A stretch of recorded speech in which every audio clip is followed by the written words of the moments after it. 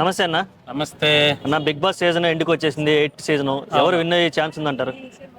ఎవరు విన్ అయిందంటే ఇప్పుడు ఒకటి చెప్తా, గేమ్ లా చూస్తారా ఓట్ల ప్రకారంగా చూస్తారా అనేది మీరు ముందు డిసైడ్ అవ్వాలి. ఓట్ల ప్రకారంగా అంటే ఇప్పుడు నాగార్జున గారు వెళ్ళి 20 మందిలో నాగార్జున గారు ఉన్నారనుకోండి, ఆడకుండా కూర్చున్నా కూడా ఆయన విన్నర్ అవుతాడు. మరి అది కన్సిడర్ చేసినట్టు అంటే ఓటు ఫాలోయింగ్ ఎక్కువ ఉండి ఓట్లు వేస్తే విన్నరా? మంచి సైడ్కి అసలు అవకాశం లేదా? మరి అలాంటప్పుడు ఆడటం ఎందుకు? ఎవరికి ఏముందో వాళ్ళే కదా విన్నర్ అయిపోతారు. అంటే ఓటింగ్ సిస్టమ్ మీద మీకు ఏమైనా అనుమానాలు? నాకు అసలు ఓటింగ్ సిస్టమే నచ్చదు. బేసిక్గా అది రాంగ్. అది ఓకే, ఓటింగ్ సిస్టమ్ రాంగ్. రెండోది ఇంకొకటి ఏంటంటే సొల్లు చెప్తారు. రివ్యూవర్స్ చెప్పే ఓటింగ్స్ అంతా అబద్ధం. ఎందుకంటే ఇది ముంబైలో హెడ్ ఆఫీసులో మాత్రమే ఓటింగ్ కోసం తెలుస్తుంది. వీళ్ళేదో పక్క నుండి కూర్చొని వచ్చినట్టు వాళ్ళకి లీడ్లో ఉన్నారు, వీళ్ళకి ఎంత పర్సంటేజ్, వాళ్ళకి అంత పర్సంటేజ్ అని చెప్పేది వాళ్ళు చెప్తున్నారు. వాళ్ళు డబ్బుల కోసం ఏదైనా చెప్తారు. వినే మీకు అసలు బుద్ధి ఉండట్లేదు. నాకు అది అర్థం కాదు. అంటే మరి అల్టిమేట్ గా ఒక విన్నర్ అయితే రావాలి కదా బయటికి. వస్తారు, అది కంపల్సరీ. అది ఓటింగ్ అనేది వీళ్ళకి తెలియదు. అంటే నేను చెప్పింది ఫేక్ వీడియోల కోసం నమ్మకండి. Okay, fake. ఇప్పుడు లాస్ట్ టైం ఏపీలో ఎలక్షన్స్ లో వైసీపీ గెలుస్తుందని మొత్తం చెప్పుకున్నారు. చెప్పకపోతే అసలు టీడీపీ అసలు దానికోసం మాట్లాడారు. ఎవరు విన్నర్ అయ్యారు? సైలెంట్ ఓటింగ్ ఖచ్చితంగా ఉంటుంది. తరువాత ఇంకొకటి ఏంటంటే ఫ్యామిలీస్ అనేవి ఓటింగ్ చూస్తారు.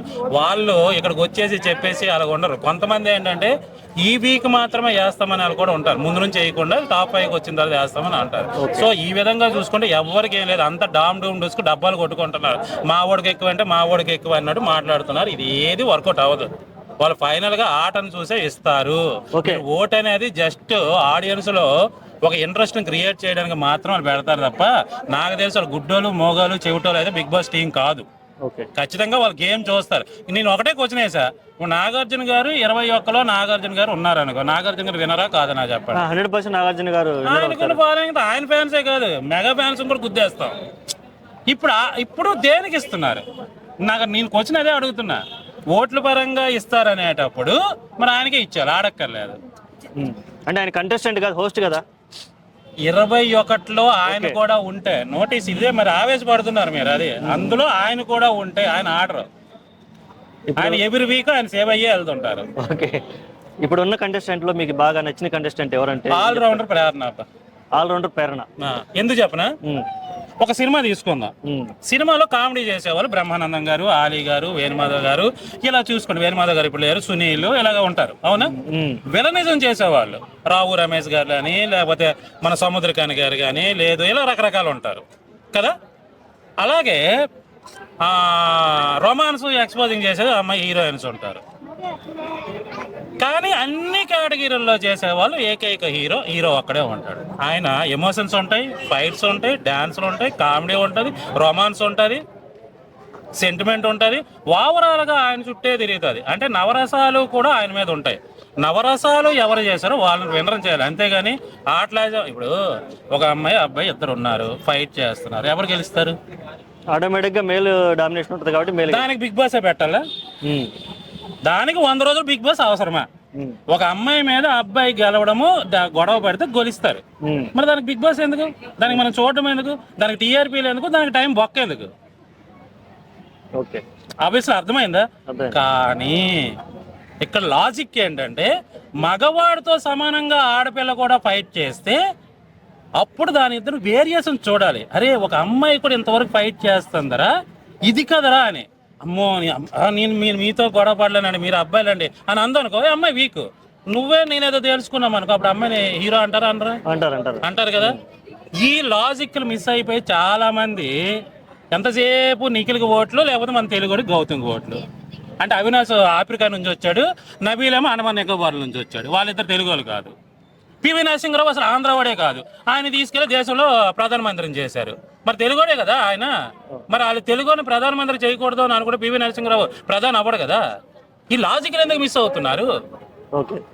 మీకు అర్థమైందా? మీరు కూడా తెలుగుడు ఏంటి, దేనికోసం? బెంగళూరులో తెలుగుడు జాబ్ చేయట్లేదా? చెన్నైలో తెలుగుడు జాబ్ చేయట్లేదా? మన తెలుగు సినిమా ముంబైలో ఆడట్లేదా? ఢిల్లీలో ఆడట్లేదా?